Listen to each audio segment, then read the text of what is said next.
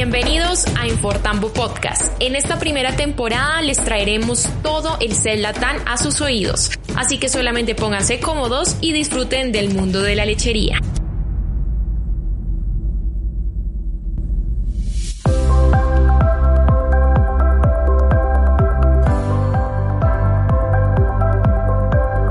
A quienes me dan esta oportunidad.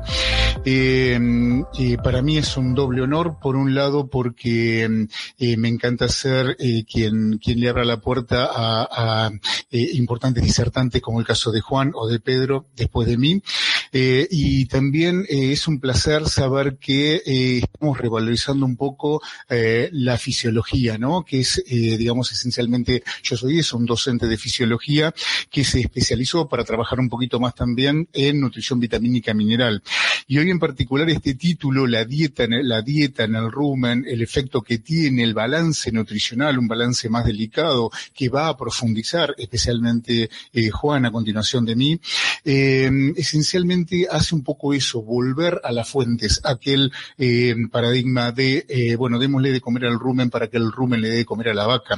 En ese sentido entonces toma mucha importancia la dieta, especialmente porque cuando esa dieta hoy es un desafío terrible, porque se habló mucho de la genética, pero la genética no hizo más que aumentar el tamaño de una glándula mamaria sin aumentar el tamaño ni del aparato digestivo ni del sistema inmune.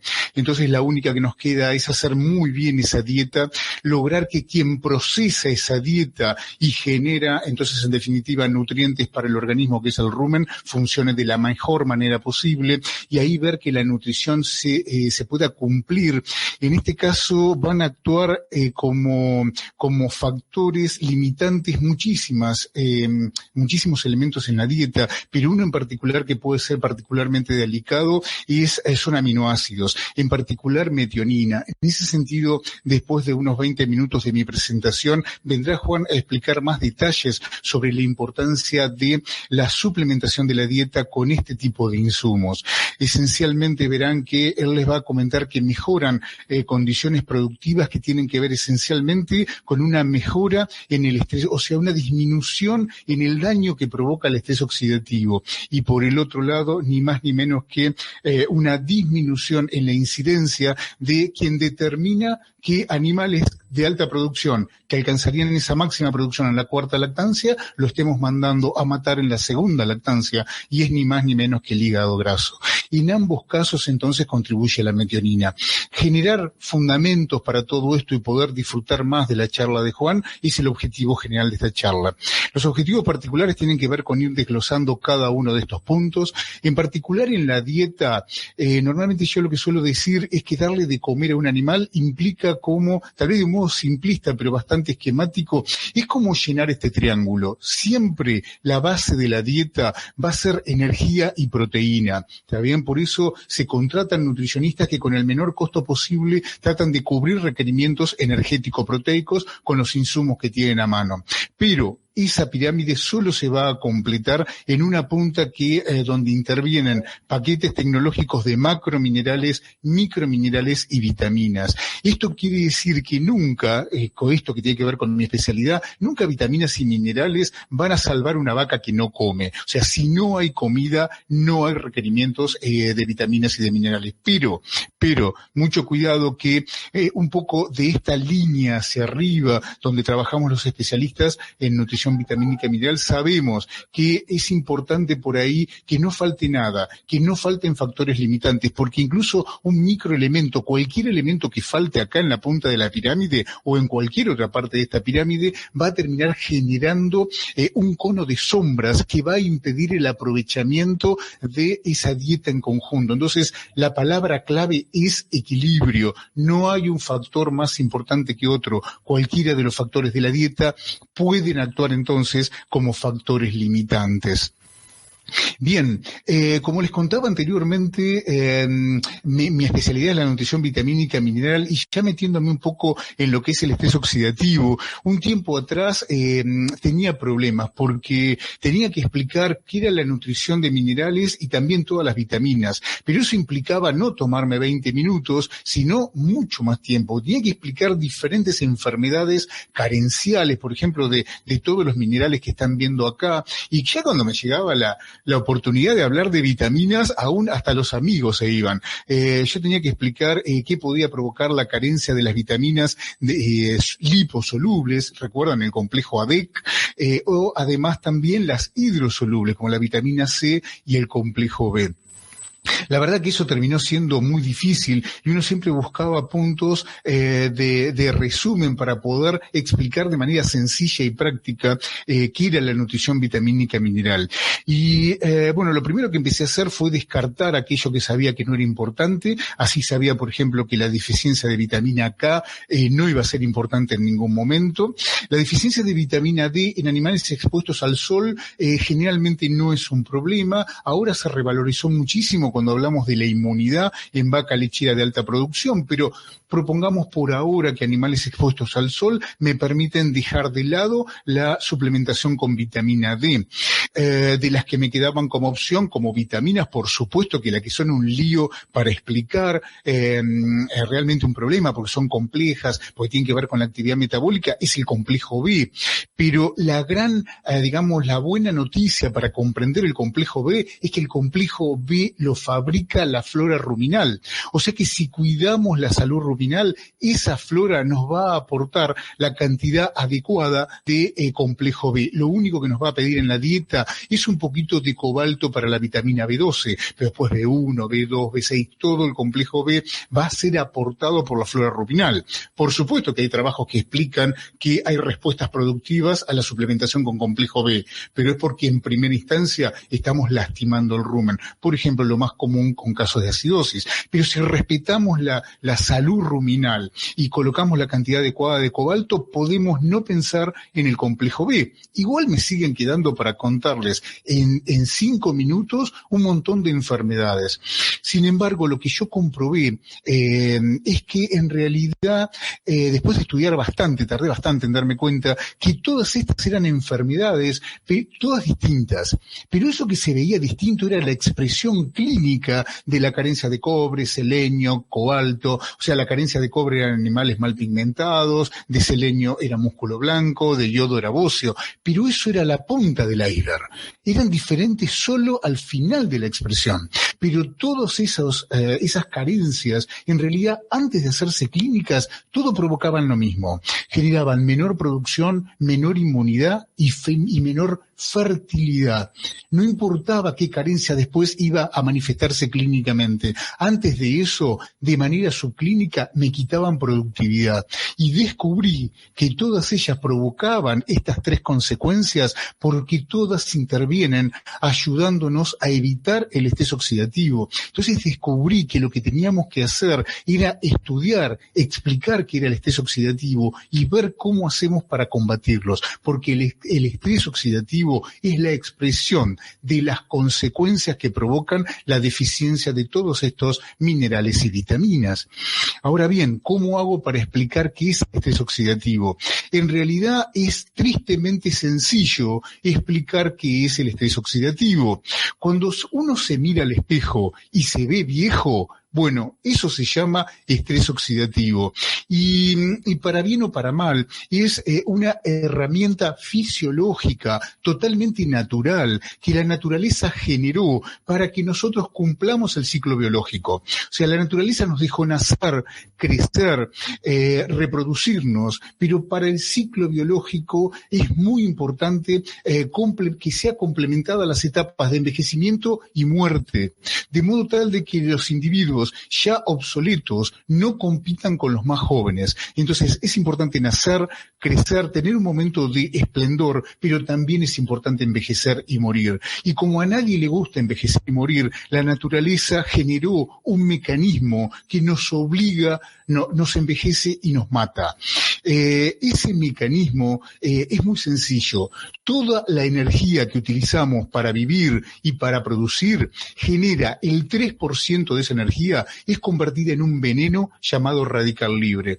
Ese radical libre provoca un daño llamado daño oxidativo. Ese daño oxidativo se acumula, te envejece y te mata. ¿Queda claro? Ahora, eso también explica por qué hay personas que envejecen más rápido que otros, ¿sí? Personas que han tenido que una vida difícil, que han tenido que trabajar muchísimo para sobrevivir, han gastado mucha energía en esa supervivencia. Del mismo modo que nuestros animales también son sometidos a un gran estrés, un estrés productivo. Gastan muchísima energía debido a la alta producción. Entonces, humano o bovino, realmente consumimos una gran cantidad de energía y finalmente el 3% también es muy alto. Por eso ese daño se va acumulando y finalmente la expresión de la acumulación de ese daño oxidativo, es que empezamos a fallar en nuestra productividad.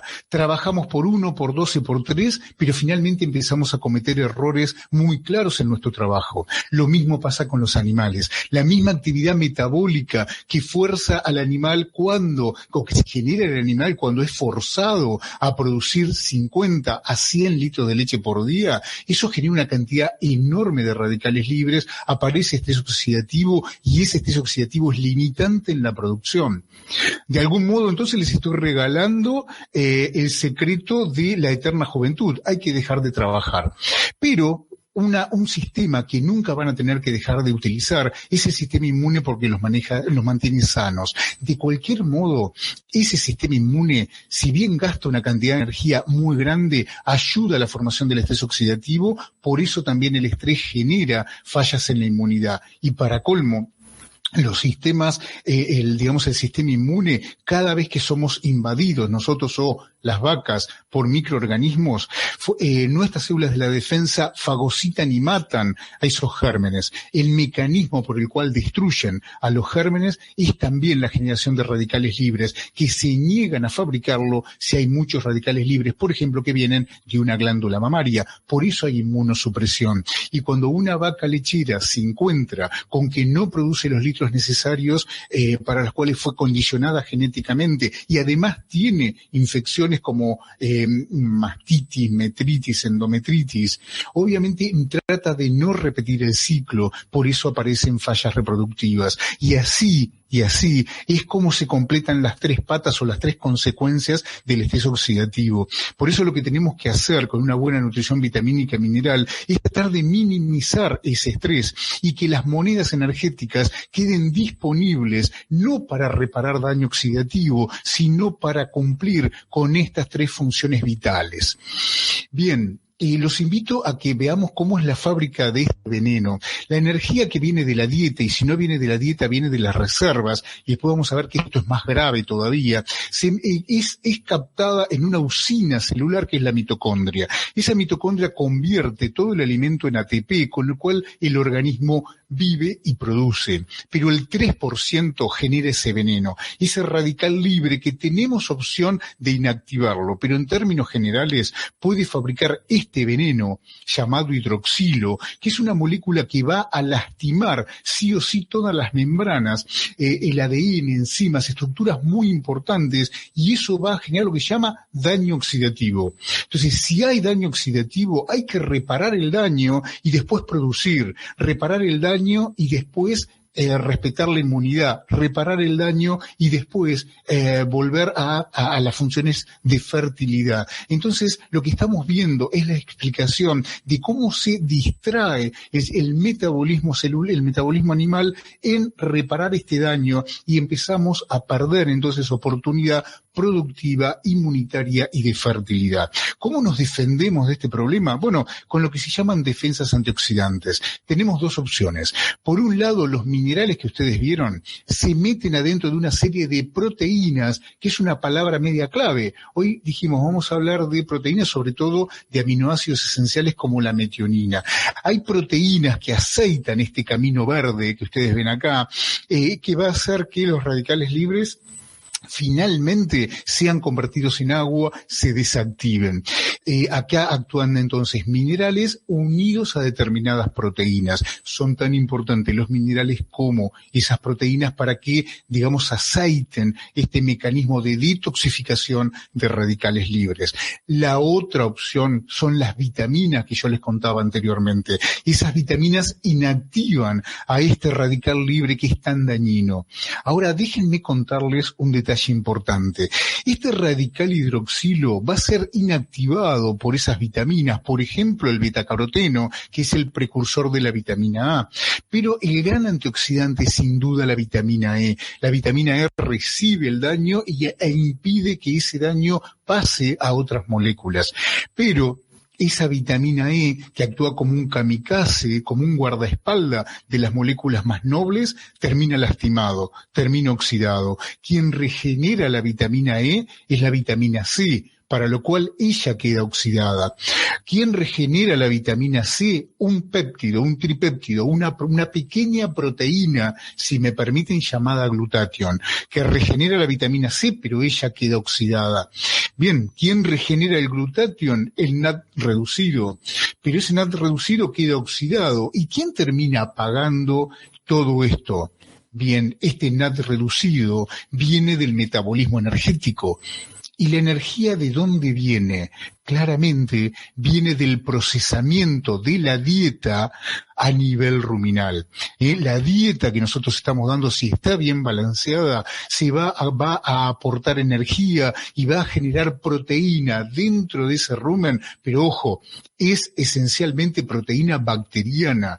Son integrantes de una flora que van a crecer si está todo en armonía. Entonces el equilibrio de la dieta termina generando entonces el aprovechamiento de esa dieta a nivel ruminal con un buen procesamiento y la incorporación de esos componentes de la dieta ya procesados por el rumen al interior del animal. La energía entonces sirve para activar este sistema. La proteína bacteriana sirve como fuente proteica para el animal. Y recuerden, un rumen mal cuidado, un rumen al cual se les aporta cantidades inadecuadas de dieta, se hacen cambios de dieta, no se lo protege de manera correcta, puede llegar a tener no más de 4 o 5 kilos de bacterias. En cambio, un rumen bien cuidado puede tener 15 kilos de bacterias. Eso quiere decir que el aporte, siendo esa proteína bacteriana, el aporte de proteína para el animal, cambia por completo con esa salud. Y dentro de esa proteína que tiene alto valor biológico, aparecen aminoácidos de altísima importancia, como la metionina,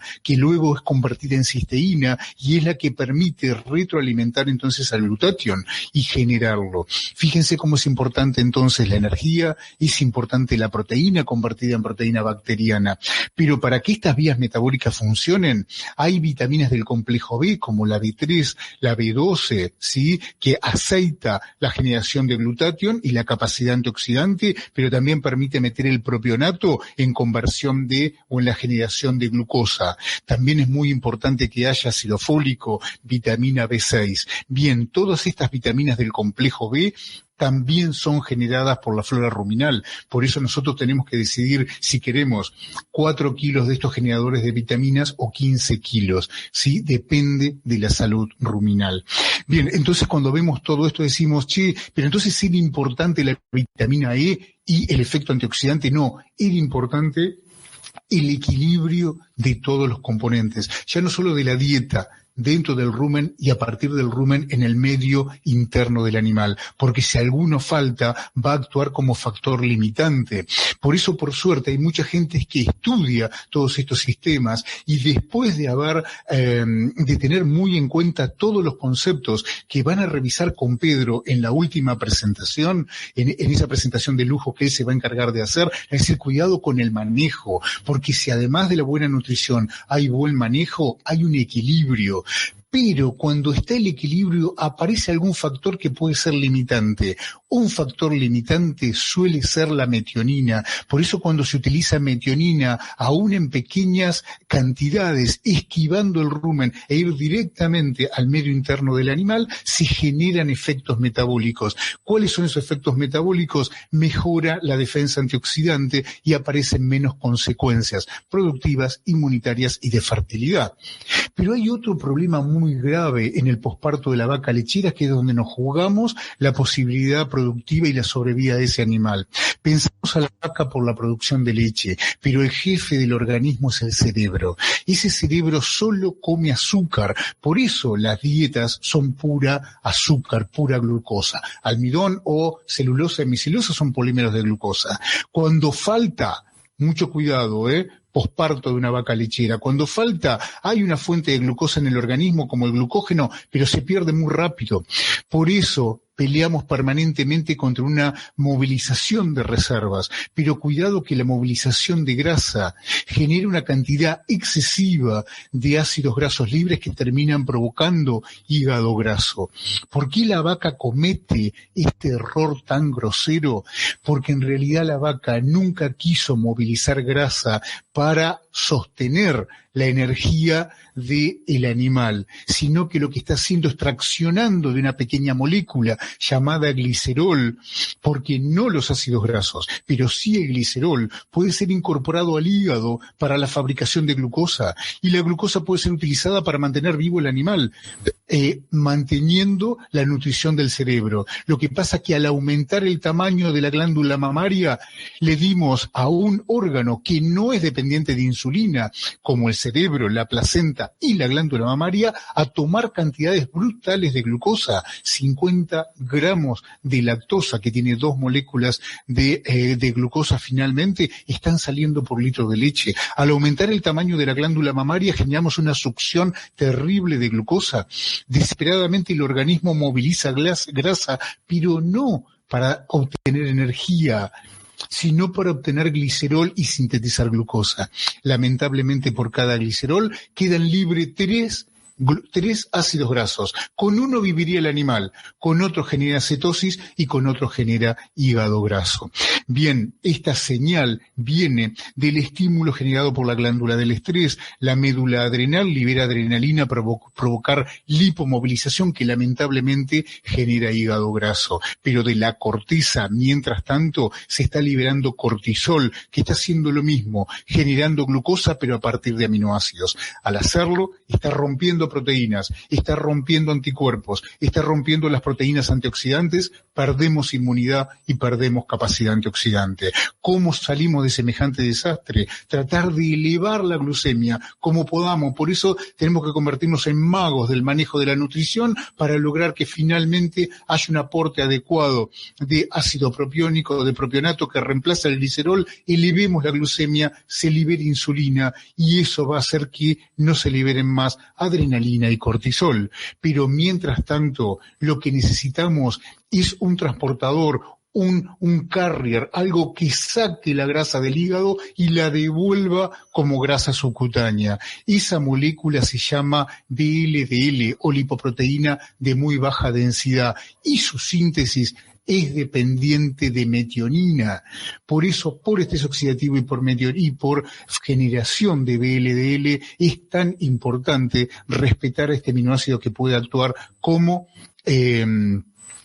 limitante. Entonces, como conclusiones para terminar, recuerden entonces que el alimento debe aportar todos los nutrientes en el justo equilibrio, porque cualquiera puede actuar como factor limitante, pero quien procesa el alimento y lo hace disponible es el rumen. Hay que cuidar la salud ruminal. En ese rumen, la fuente de proteína es la proteína bacteriana, alto valor biológico, pero puede tener como limitante la metionina. De ahí que cuando la damos como proteína pasante, llega a tener efectos como mejora en la producción, la inmunidad, en la fertilidad, y ahora podemos entender el porqué, porque ayuda a revertir o a minimizar o a disminuir al menos el estrés oxidativo. En el mismo sentido, la metionina permite sacar grasa del hígado y ayudar un poco en la pelea del hígado graso. Ya estoy con el tiempo cumplido, así que lo único que me queda por hacer es volver a agradecer profundamente su atención. Alejandro, muchas gracias. Gracias, Coco. Juan, todo tuyo. Y muy bien, felicitaciones por tu puntualidad y por lo preciso de la presentación. Ya tengo varias preguntas que vamos a reservar para cuando Juan termine la expo. Juan, adelante. Excelente, Coco, la presentación. La verdad que puesta la fisiología a su máxima expresión para entender un poco la metionina. Mi trabajo actualmente es más estar formulando dietas y trabajando sobre la vaca, en la boca de la vaca, ¿sí? Y no perder de vista la fisiología creo que es fundamental. La idea es continuar con esta presentación y dándoles por ahí algunas herramientas más prácticas del uso de metionina y sobre todo metiéndonos en el rumen de esta vaca que es cada vez más desafiada, como bien lo acaba de decir Coco. En primer lugar, vamos a tratar de revisar el balance de proteína en rumiantes y los distintos nutrientes que lo afectan. Vamos a remarcar la importancia de la proteína de origen bacteriano para los rumiantes. Por otro lado, el balance de hidratos de carbono, ¿sí? La importancia que tiene, y la proteína degradable a nivel ruminal, para permitir la generación de proteína metabolizable bacteriana. Y por último, un correcto balance de hidratos de carbono para garantizar salud y maximizar el funcionamiento de este ecosistema. Fíjense que todos los objetivos van a estar rondando al rumen, ¿sí? Vamos a tratar de revalorizar este gran órgano que hace al rumiante. Este es un esquema que me gusta siempre remarcar, sobre todo para llevar en la memoria cuando uno hace una visita a un establecimiento, desde el punto de vista nutricional, donde debemos, o las áreas que debemos ir explorando de esa visita y que no nos podemos quedar con esa información a medias. Como principal nutriente, y esto es algo que me sucede a mí constantemente, el agua es fundamental y no nos podemos olvidar de hacer un chequeo de cómo están las bebidas, de preguntar si hay un análisis de agua, si la calidad del agua es óptima, si la cantidad es adecuada, si la recuperación de ese bebedero es adecuado, ¿sí? El agua es un limitante muy importante en producción y cualquier limitante en consumo de agua tiene una gran limitante en lo que viene después, que es el consumo de materia seca. Desde el punto de vista nutricional, el consumo de materia seca es soberano sobre cualquier balance de dieta. Es decir, yo tengo una limitante de consumo de materia seca, por más balance adecuado que haga de dieta, voy a tener malos resultados, ¿sí? Entonces es otro de los pasos a ponerle mucho foco. Dentro de este consumo de materia seca empezamos a ver el balance, ¿sí? Como primordial, el balance de hidratos de carbono. Y fíjense que estos hidratos de carbono, que incluye tanto los hidratos de carbono estructurales, como son la fibra detergente neutra, o de reservas, como es el almidón, o solubles, representan el 70 al 75% de lo que come esa vaca. Entonces, un adecuado balance de estos hidratos de carbono va a tener un impacto fundamental en la salud de ese rumen y en la máxima expresión de ese rumen. Después viene la proteína, que es el tema que nos acoge hoy, pero no podemos hablar de proteína o específicamente de aminoácidos sin hablar de hidratos de carbono, ¿sí? Esto es una particularidad que vamos a ver de los rumiantes, a diferencia de otras especies donde la proteína que le das en la dieta es la que van a poder absorber. En el caso puntual de los rumiantes esto no es tan lineal, es un poco más complejo y tenemos que predecir cómo ese rumen está funcionando para valorizar el aporte de proteína metabolizable. Lípidos y vitaminas no son temas que vamos a tratar hoy. Sí, vamos a hacer foco dentro de lo que es la proteína, en la proteína metabolizable y aminoácidos, y cómo la FDN del forraje, que da salud ruminal, y el almidón, que da mucho de comer a las bacterias, nos ayudan en esta ecuación. Para entender un poco de la proteína metabolizable, mi idea siempre es poder hacer en un esquema sencillo, poder valorizarlo, ¿sí? En este esquema tenemos el rumen, luego a posterior el intestino, la sangre y las células, ¿sí? Tenemos muy claro cuál es la proteína cruda o la proteína bruta que llega a nuestras dietas al rumen, ¿sí? Pero la realidad es que con esa información es insuficiente. Hay que saber bien de esa proteína bruta cuánto es proteína degradable y cuánto es proteína no degradable o proteína bypass que me aporta esa dieta. Esa proteína degradable en rumen es la que da los grupos amina para la síntesis de proteína bacteriana, ¿sí? Entonces, tanto la suma de proteína bacteriana como de la proteína bypass, en base a su digestibilidad, me van a estar dando la proteína metabolizable. En general, formulamos dietas pensando en proteína metabolizable, ¿sí? Pero esta proteína metabolizable va a ser utilizada por las células, tanto para el mantenimiento como para la producción. La realidad es que las células no requieren proteína metabolizable. Las células están pidiendo un balance de aminoácidos. Y acá hay una gran cuestión. Nosotros arrancábamos allá arriba con los aportes que tenemos bien medidos en cuanto a proteína cruda, ¿sí? Y los requerimientos están acá abajo y en cuanto a aminoácidos. Una de las cosas que siempre me gusta preguntar, ¿cómo hemos logrado los nutricionistas los desafíos productivos que tienen nuestras vacas actualmente sin haber hecho un balance por cada aminoácido esencial, ¿sí? Cosa que tienen que hacer cualquier otra especie de producción, sea pollo, sea cerdo, sean peces, ¿sí? Tenemos que balancear por esos 10 aminoácidos esenciales. Ahora bien, esa pregunta la idea es ir respondiéndola, ¿sí? Tenemos un órgano que está trabajando por nosotros, que es el rumen, y ese balance de aminoácidos lo hace el rumen. En esta gráfica lo que vemos es la proteína metabolizable, los aminoácidos esenciales en porcentaje de la proteína metabolizable que tiene las bacterias ruminales y el requerimiento que tiene la leche. Fíjense cómo se copia el aporte de proteína metabolizable bacteriana al requerimiento de la vaca. Si esto fuera el músculo de un novillo, nos pasaría exactamente lo mismo. Con lo cual, la idea es que se lleven como mensaje es, no hemos, como nutricionistas, balanceado nunca por aminoácidos, pero hay alguien que sí lo estaba haciendo por nosotros. Quien estaba haciendo eso por nosotros es el rumen, ¿sí? El rumen es el órgano que balancea las dietas por aminoácidos.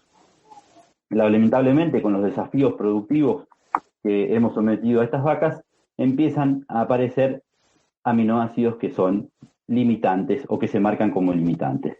El primer aminoácido limitante que se empieza a mencionar es la metionina, en segunda instancia la lisina y más recientemente la histidina, ¿sí? Como aminoácido limitante. Pero el primero y principal aminoácido limitante de vacas lecheras es la metionina, de vacas lecheras y de rumiantes en general.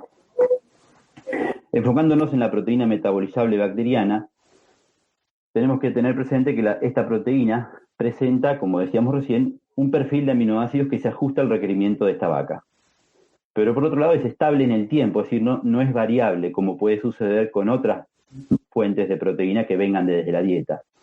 A su vez tiene una digestibilidad intestinal muy alta, ¿sí? Es decir, de esos aminoácidos que tiene una biodisponibilidad muy buena, mientras que la digestibilidad y el balance de aminoácidos de una fuente de proteína metabolizable desde la dieta puede ser considerablemente variable. Volviendo a enfocarnos en esta proteína, hay que tener presente que provee la mayoría de la proteína metabolizable o debería proveer. ¿Sí? ¿Qué quiere decir? Nosotros debemos darle la posibilidad al rumen de maximizar la producción de proteína bacteriana. ¿Y por qué? Porque esta proteína, por un lado, es la de más bajo costo y es la que tiene el mejor balance de aminoácidos esenciales, ¿sí? Solo, como dijimos recién, deficiente en metionina, lisina e histidina, y no siempre vamos a tener esas deficiencias. Siempre que hacemos dietas, probablemente la metionina sea el principal aminoácido limitante, los otros en algún momento parecen cubrirse, y en otros no. Eso va a depender de distintas dietas que estemos trabajando. Pero bien, una pregunta que viene ahora es cómo hacemos para maximizar la producción de proteína bacteriana. ¿Sí? Estamos a campo y cómo queremos trabajar para maximizar esta producción de proteína bacteriana. En primer lugar, nos tenemos que enfocar en un correcto balance de hidratos de carbono, ¿sí? Y en segundo lugar, aportar un nivel de proteína degradable al rumen que permita tener tanto aminoácidos libres como los grupos de nitrógeno para la síntesis de proteína bacteriana. Cuando hablamos de un balance de hidratos de carbono, un buen balance de hidratos de carbono, acá tenemos dos partes. Por un lado, los hidratos de carbono estructurales o fibrosos que me van a permitir a mí una buena salud ruminal, una buena estimulación de la rumia. Hoy tenemos tecnologías que nos permiten ir monitoreando la rumia y nos alertan de estas situaciones de problemas de balance de dieta o de tamaños de partícula. Acá les dejo algunas recomendaciones en cuanto a diferentes categorías y balances de hidratos de carbono fibrosos o estructurales para tener salud ruminal. Por otro lado, tenemos que darle de comer a las bacterias, ¿sí? Entonces tenemos que dar una adecuada cantidad de materia orgánica fermentable, sería el término correcto. De esa materia orgánica fermentable, el que mayor respuesta tiene en cuanto a proteína metabolizable es el almidón disponible a nivel ruminal. En general estamos acostumbrados a hacer dietas en base a almidón total. Esto es un concepto que va quedando en el tiempo y particularmente en Argentina, chequear la digestibilidad ruminal del almidón es una oportunidad de mejora muy grande, ¿sí? Y tratar de ajustar las dietas a un 20% es una excelente recomendación tomada de Tom Tilucki, que creo que deberíamos estar prestándole mucha atención. Por otro lado, decíamos que teníamos que darle un aporte de proteína degradable a ese rumen. Vuelvo a dar algunas recomendaciones de balance de proteína en dieta, ¿sí? Con diferentes parámetros, tanto proteína cruda, balance de ruminal de amonio, ¿sí? En cuanto a valores en relación al requerimiento de ese rumen, proteína metabolizable bacteriana, esto hay que mirarlo, es decir, queremos maximizar esa producción de proteína metabolizable, por lo menos lograr estar por encima de ese 50%, y por último, el costo metabólico de la urea. Muchas veces, cuando no tenemos fuentes de proteínas bypass, nos excedemos en niveles de amonio ruminal y esto nos pega en costo metabólico de la urea. Es para tener en cuenta. La proteína degradable en rumen, como fue publicado en NRC 2001, tiene un comportamiento cuadrático. Quiere decir que hay un nivel de proteína degradable en rumen que es óptimo, que está en el orden del 10 al 11%. Por debajo o por encima, la producción de leche desciende, como figura acá. Acá está la producción de leche y acá vemos la proteína degradable en rumen. Tiene un efecto cuadrático sobre la producción. No así la proteína metabolizable o la proteína bypass. El efecto es lineal. Siempre la proteína bypass, el límite de inclusión lo da el bolsillo o que no queramos contaminar el ambiente. Para meternos en la metionina es el primer aminoácido limitante en vacas lecheras y entre sus funciones se ha demostrado el efecto sobre la producción de proteína de la leche, aumento de síntesis de lipoproteínas, aumento en las enzimas antioxidantes y síntesis de inmunoproteínas, como proteína de fase aguda. Entendiendo todo esto, me gustaría por ahí reforzar, o en realidad creo que quedó extremadamente claro lo de Coco, la metionina, una vez que está disponible en el cuerpo, participa de grupos dadores de metilo o donadores de grupos metilo. Esto está sacado de un trabajo reciente, un excelente trabajo de revisión de dadores de grupo metilo, ¿sí? Y la metionina es transformada en S-adenosilmetionina, que termina dando la fosfatidilcolina como fuente de VLDL, ¿sí? Esto es salud hepática, como bien decía Coco recién. Por otro lado, una vez que esta S-adenosilmetionina está disponible, también puede, cuando pierde ese grupo metilo, transformarse en cisteína, y la cisteína darme 2-glutatión y taurina y apuntar a lo que es las defensas antioxidantes. Por otro lado, la S-adenosilmetionina también participa en la metilación del ADN, es un área fascinante de investigación actual, donde modula la expresión génica. Hay que tener en cuenta que la metionina que perdió ese grupo metilo, después hay mecanismos que intentan recuperar la metionina. y ahí participa la colina vía betaína y la vitamina B6 para poder, como cofactor para poder hacerlo. Por otro lado, el ácido fólico vía ciclo del ácido fólico y la utilización de 3 vitaminas, B6, B2 y B12, para volver a recuperar metionina. Volvemos a lo mismo. Un buen balance de dieta y una salud ruminal excelente me va a estar ayudando a que si estoy suplementando con metionina, que esa metionina maximice su expresión. ¿Sí? Porque todos los complejos, las vitaminas del complejo B se producen en el rumen siempre y cuando yo le dé las posibilidades. La metionina como tal, sólidos útiles en leche. Vamos a meternos en lo que es los efectos del uso de metionina en algunos papers publicados, que es por ahí lo que más les gusta ver a muchos asesores. Por ejemplo, el efecto en producción de leche. Lo que podemos ver es cuando se usó un hidroxianálogo de metionina, un incremento del 7% en la producción en kilos de leche, o metionina protegida, un incremento del 12% con efectos numéricamente altos y no llegan a ser significativos, pero sí con tendencia. En cuanto a la producción de grasa butirosa, fíjense el efecto que tuvo un incremento en el 12% en kilos producidos de grasa butirosa y del 11% de kilos producidos de proteína bruta, un incremento del 10% en la grasa butirosa en el caso de la metionina protegida y un incremento del 12% para el caso de la proteína. Acá hay dos fuentes de metionina, ¿sí? El hidroxianálogo es una metionina que es el hígado, una vez los tejidos, una vez que se absorbe, lo transforman en metionina, y en este caso es metionina específicamente protegida.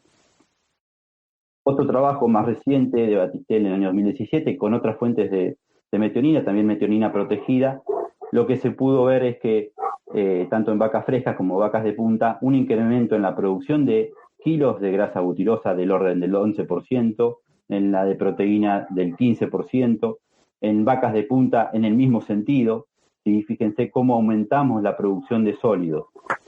Pero acá creo que nos queremos centrar en un efecto fundamental de la metionina, porque parecieran que alrededor de 10 gramos de metionina metabolizable, cómo pueden generar semejantes efectos. Una de las cosas que está haciendo la metionina es incrementar el consumo de materia seca en momentos claves del ciclo productivo, con efectos significativos. Un incremento en el consumo de materia seca en el preparto y frescas, eso se traduce lineal a más salud. ¿Sí? Como bien decía Coco, la energía metido en toda esa cascada de oxidación es fundamental para finalizar bien ese ciclo. Bueno, ahí está pegando la metionina, mejorando el consumo de materia seca. Probablemente ese consumo de materia seca sea una expresión de salud hepática, sea una expresión de mejor funcionamiento de la maquinaria proteica, de mejor funcionamiento de las enzimas. En ese sentido, no tengo una respuesta precisa en cómo impacta en el consumo de materia seca, pero sí el consumo de materia seca es una respuesta consistente en los distintos trabajos que se están publicando, con impactos marcados. En este mismo trabajo de Battistel podemos ver el efecto sobre la producción de leche en orden de 4 litros, ¿sí? Un incremento del 11 al 10% de producción, tanto en frescas como al pico de producción. Para ir terminando, acá podemos ver un efecto del año 2016 de Zhou, que para mí es crucial, sobre todo para entender cómo se mejora el consumo de materia seca. El solo hecho de mejorar la suplementación de metionina, numéricamente todos los aminoácidos esenciales se encuentran incrementados, ¿sí? Esto indefectiblemente me dice a mí que la maquinaria proteica está funcionando mucho mejor que antes. Como para concluir y tratar de estar en tiempo, espero que no haber sido extremadamente rápido, ¿sí? Las principales fuentes de proteína metabolizable que aportan a los ruminantes son las proteínas bacterianas, ¿sí? El primer objetivo en balance por aminoácidos en vacas lecheras es maximizar esta proteína metabolizable bacteriana. Para lograr maximizar la producción de proteína bacteriana, como bien decíamos, debemos hacer mucho hincapié en el balance de hidratos de carbono. Y acá es donde se cometen con frecuencia muchos errores, tanto porque que están en extremo o por deficiencia y muchas veces por falta de seguimiento, de análisis y de uso de software de última generación para balancear estas dietas. El primer aminoácido limitante en vacas lecheras es la metionina y por eso nos hacemos foco, y creo que después de la fisiología que vimos con Coco, más la excelente charla que tuvimos en el día de ayer en el simposio con Daniel Lucchini, que habló también sobre metionina, creo que es reforzar un poco más este nutriente, ¿sí? Yo creo algo que me gusta remarcar, que no estamos hablando de un aditivo, es un nutriente que la vaca requiere y nosotros queremos suplementarlo y cubrir su requerimiento, como lo hacemos con un selenio o con un cobre o con proteína cruda o energía. La suplementación con metionina protegida durante el periparto y pico de producción demostró una mejora del 7 al 10% en el consumo de materia seca. Creo que este efecto es el que debemos prestarle mucha atención, ¿sí? Este efecto en el mayor consumo de materia seca obviamente me va a dar respuesta en el mejor momento de conversión que tiene la vaca, que es cuando arranca su lactancia, con conversiones que están en el orden de 2 litros por kilo que come.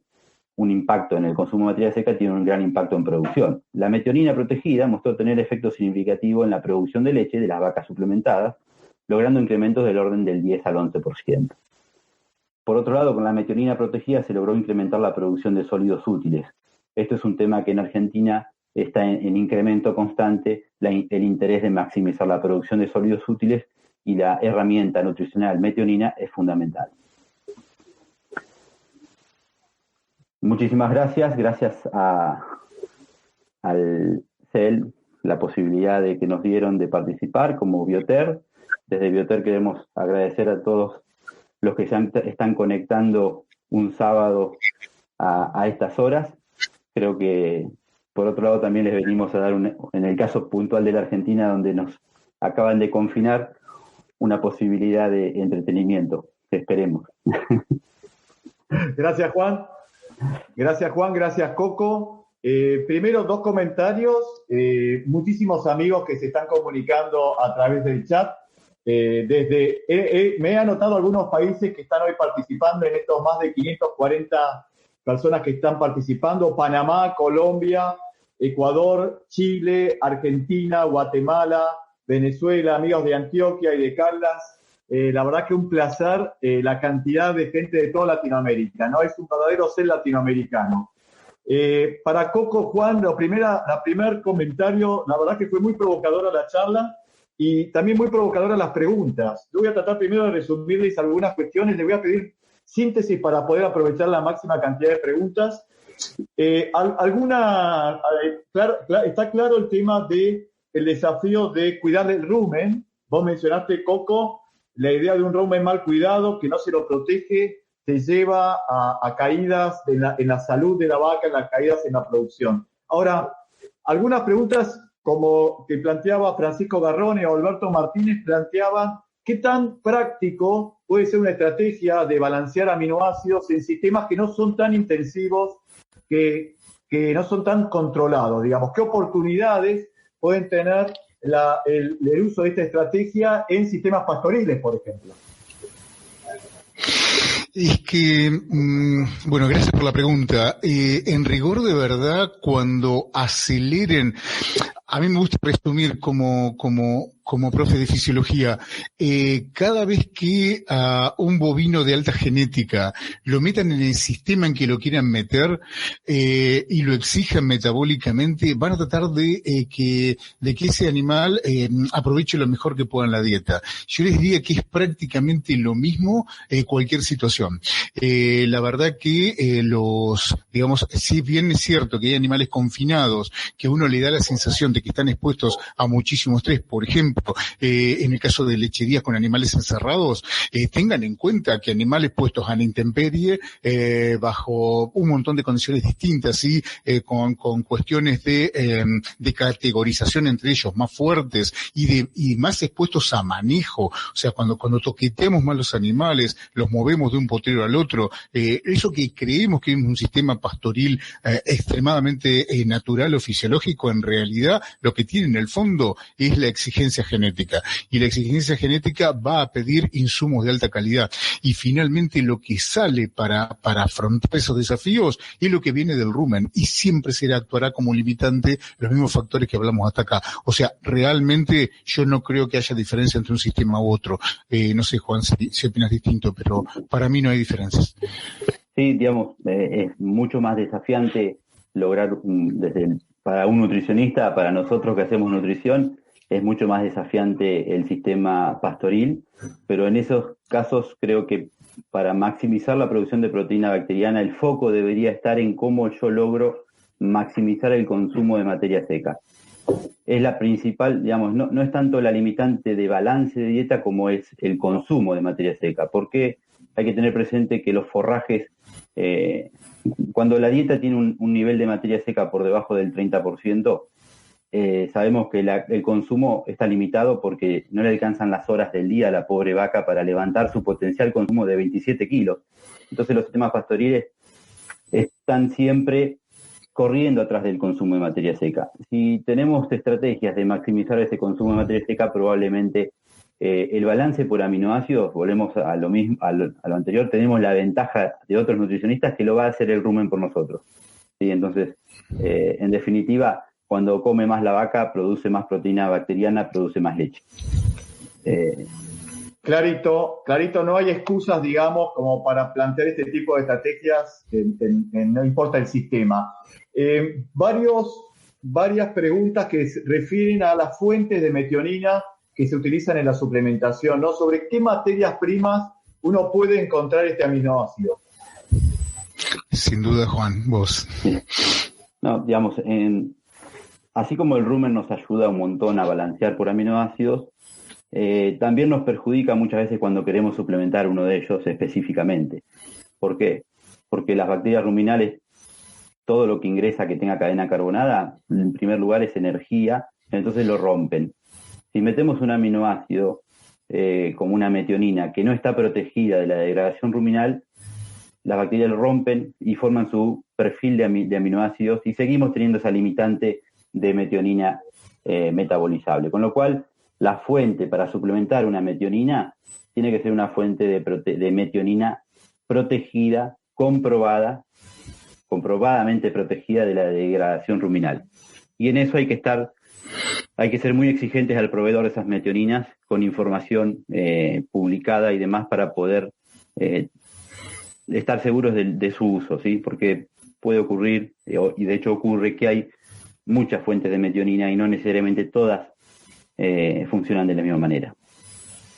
¿Hay un efecto positivo de la llegada de metionina degradable en el rumen? Sí. No quiere decir que vaya a mejorar el aporte de metionina metabolizable, pero ese efecto positivo de mayor metionina degradable en rumen lo vas a estar dando en mayor grasa, solamente mayor grasa de leche. Bien. De todas las fuentes que tenemos, la cebada como la proteína que viene de la cebada es la que tiene mayor nivel de metionina.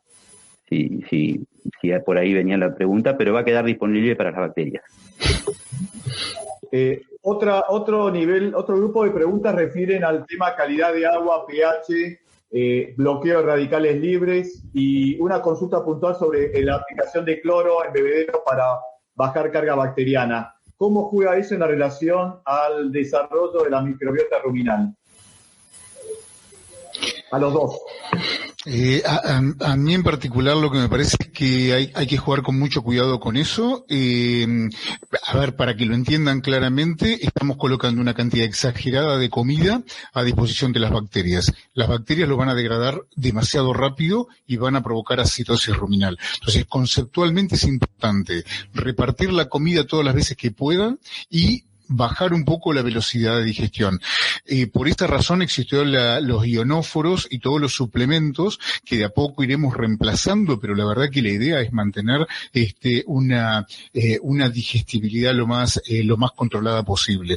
Si se logra con el cloro un efecto similar, está bárbaro. Eso puede estar muy bien. Lo único que tienen que tener en cuenta simplemente es que estamos utilizando, dependiendo de la fuente que estén utilizando de cloro, un elemento que una vez que ingresa al organismo puede tener efectos sobre el pH del medio interno del animal. En consecuencia, limitar la cantidad total, nunca pasar entre agua y comida, ya no hay que contar la comida, sino también el agua, la cantidad de cloro. Si llegamos a pasar arriba del 0,6-0,7% de la dieta, podemos llegar a provocar consecuencias bastante serias en el animal.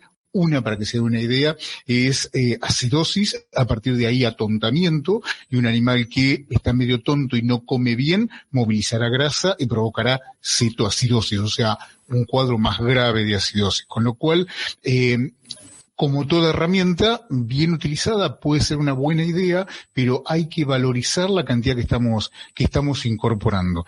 No pasar a niveles de toxicidad ni afectar el medio interno y el pH específicamente. Estamos bastante acostumbrados en el pH preparto, ¿no? Cuando movemos las vacas y las estamos midiendo, bueno, la razón por la cual logramos con las sales aniónicas bajar el pH urinario, esencialmente es la incorporación de cloro. Entonces, cuidado con no pasar con esa cantidad. Bien, yo, digamos, de mi punto de vista, en cuanto al agua puntualmente, que preguntan calidad de agua, yo haría foco en la cantidad de sólidos disueltos totales, ¿sí? Tratar de no superar los 3 gramos, eso sería un agua ideal, probablemente no tengas muchos inconvenientes, y dentro de esos sólidos disueltos totales, el mayor mineral que pueda traer complicaciones es el sulfato. ¿Sí? Niveles de sulfato, Bill Weiss es muy exigente en ese sentido, plantea no superar los 250 partes por millón. Nos tenemos que acostumbrar muchas veces acá en Argentina a trabajar con el doble de esas situaciones, pero bueno, a veces hay categorías más sensibles como los terneros en la guachera. Muchas veces ese sulfato del agua de bebida no sabemos bien esa sal con qué está neutralizada, si es con magnesio, con calcio o con sodio, y las diferencias pueden ser clínicamente muy distintas. Entonces, por el otro lado, pues, clorinar el agua para un rumiante, como coincido con Coco, es riesgoso. Preferiría hacer mucho foco en la limpieza de la bebida. El agua de bebida, deberíamos nosotros hacer la recorrida y animarnos a tomar un trago de esa bebida. En el 99,9% de los establecimientos que recorro no me animo a tomar agua de las bebidas, pero ese sería el punto a encarar desde la práctica. Decir, bueno, y por eso lo puse al inicio, el agua, y a mí también me sucede, recorro un establecimiento y me voy y digo, ni siquiera miré la bebida. Y hago autocrítica, y por eso lo pongo, trato de siempre mantener eso porque nos enfocamos mucho en un montón de otras cosas. Que entre contenido estéril al rumen es muy complicado. De hecho, el rumen es una cuba de fermentación. Sé que hay algunos trabajos que mostró Gustavo Schweinemann de efectos de Escherichia coli y demás que pueden sobrepasar el rumen, pero yo creo que me enfocaría más en la limpieza y no tener un agua con napas contaminadas. Eso sería para mí, me enfocaría por ahí. Básica, como primera cuestión básica. Exacto. Lo tenemos a Pedro en gateras, pero les quiero hacer la última pregunta. Tengo varias, pero anotadas de los participantes. Pero quería que si ustedes sintéticamente nos pueden hacer algún comentario justamente de esta estrategia del balance en aminoácidos en el periodo de la vaca de transición, el periodo más crítico, el periodo más crítico de la vaca en la producción. ¿Qué pueden decir? A mí me parece que el gran secreto es lo que dijo Juan. Es muy difícil balancear por aminoácidos. Es la mala noticia que es imposible balancear por aminoácidos. La buena noticia es que eso tan difícil lo sabe hacer la flora ruminal. Entonces, cambien el paradigma, no busquen balancear ustedes, busquen cuidar el rumen.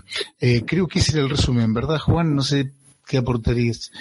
Sí, totalmente de acuerdo, Coco, y parte de eso también, creo que vos estuviste muy claro en lo que es la glucosa. La glucosa en ese periodo es determinante, y bueno, este es un tema, yo no aclaré, pero Coco es mi mentor, así que la verdad que es un honor que me haya preparado el escenario para esta presentación y me la hizo muy fácil, pero la glucosa como tal, muchas veces estamos muy acostumbrados a decir que esas vacas en el periparto tienen un balance energético negativo, y esto lo hemos discutido y Coco me ha abierto la cabeza en ese sentido. La realidad es que la vaca no sabe qué mierda hacer con tanta energía.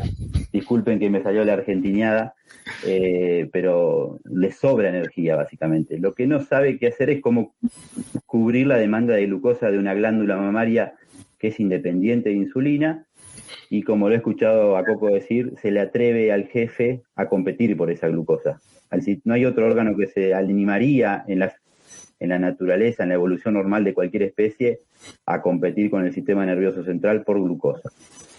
Para tener un buen aporte de glucosa, el consumo de materia seca en esa etapa es fundamental.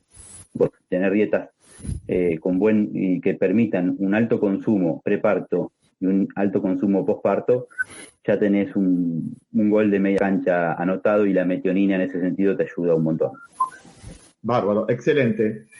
Coco, Juan, muchísimas gracias, clarísimos. La verdad que los comentarios en el chat son muy, muy, muy fuertes en términos de la precisión, la claridad de los conceptos. Me quedo con lo que ustedes decían de cuidar el rumen, no verlo como un ente aparte, cuidar el rumen porque cuidamos la vaca de esa manera. Por supuesto vamos a quedar en contacto y vamos a trasladarle las preguntas que no han podido ser respondidas por un tema de tiempo. Así que muchísimas gracias a ambos. Nos despedimos. Si estuviéramos en un congreso presencial, ustedes estarían escuchando los aplausos que seguramente los tienen en los corazones. Gracias. Muchas gracias, Alejandro. Alejandro. Gracias por llegar hasta aquí. Los esperamos en un próximo episodio. Recuerda que con InfoTambo Podcast te acercas al mundo de la lechería a través de tus oídos.